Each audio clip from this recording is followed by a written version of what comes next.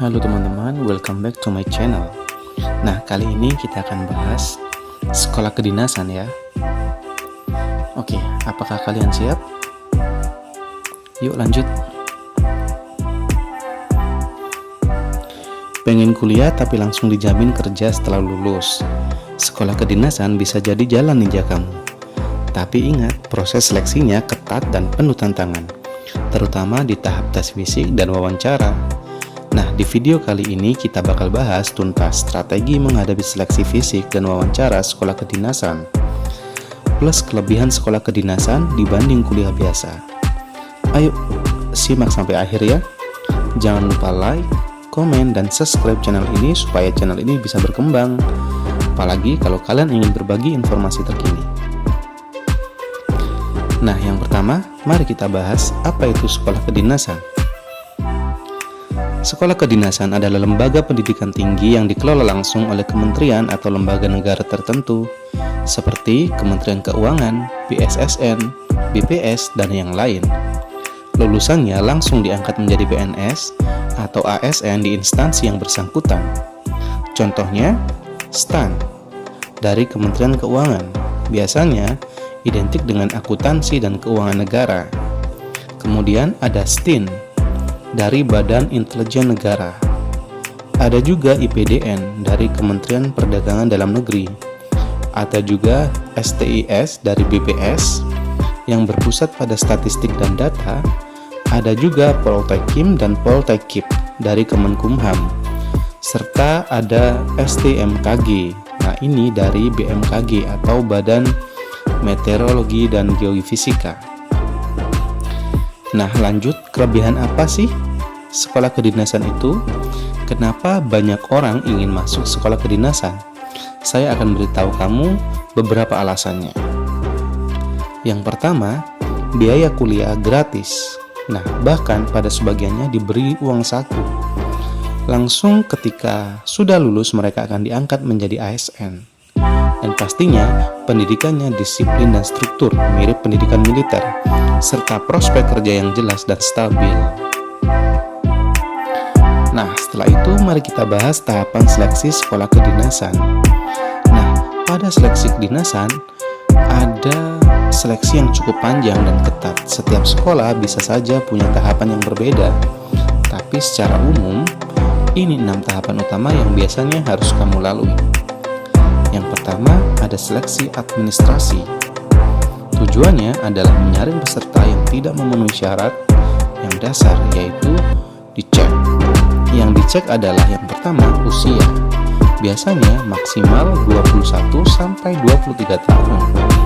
Kemudian tinggi badan minimal bisa 160 sampai 165 cm untuk laki-laki dan 155 sampai 160 cm untuk perempuan.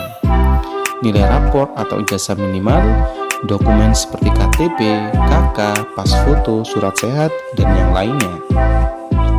Nah, tips dari saya untuk kamu adalah baca syarat resmi di portal dikkim.bkn.go.id.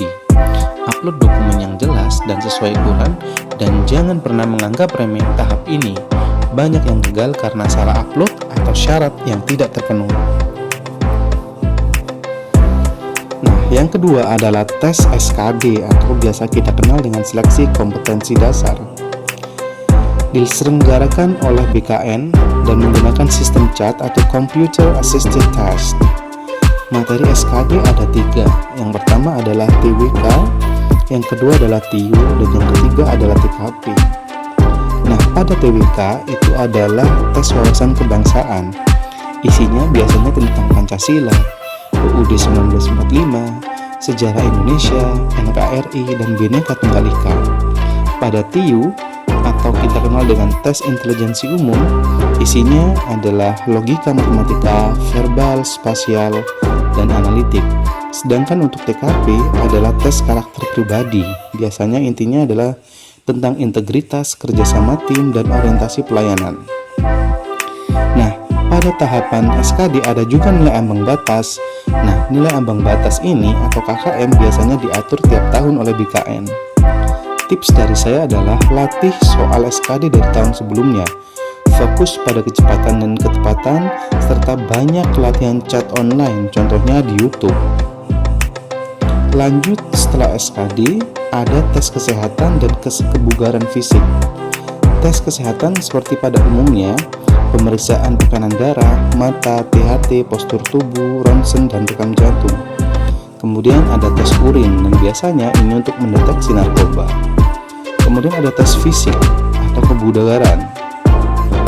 Biasanya lari 12 menit, push up, sit up dalam waktu tertentu, shuttle run atau lari angka 8, pull up untuk laki-laki atau hanging untuk perempuan.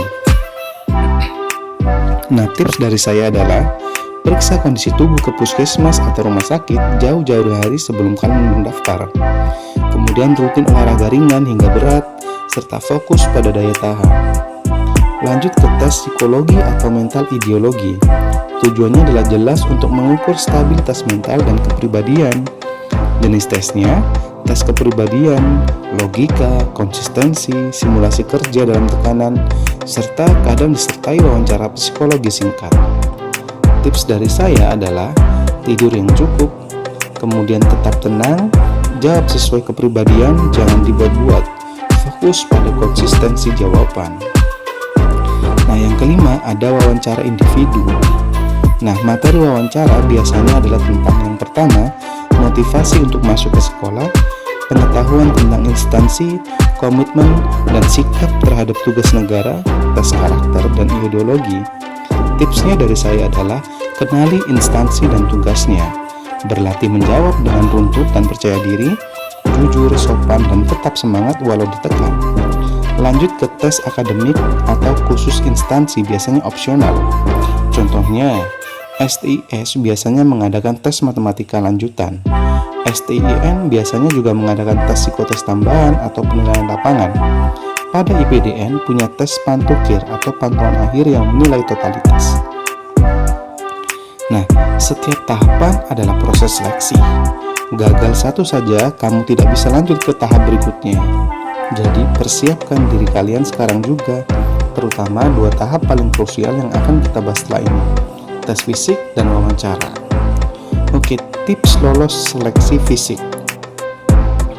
Latihan fisik rutin minimal 3 bulan sebelum tes. Fokus pada lari, push up, sit up, dan pull up. Tidur cukup dan hindari begadang. Jaga pola makan, hindari junk food, perbanyak air putih, dan simulasi tes di tempat terbuka, misalnya lari 12 menit non-stop, push up dalam 1 menit. Kemudian tips wawancara untuk sekolah kedinasan.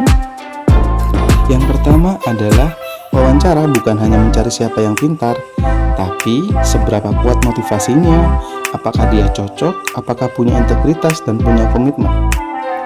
Nah, persiapan sebelum wawancara adalah kamu harus mencari riset instansi dan sekolah, kemudian kenali dirimu sendiri, latihan wawancara, serta berpenampilan dan sikap yang menarik saat wawancara.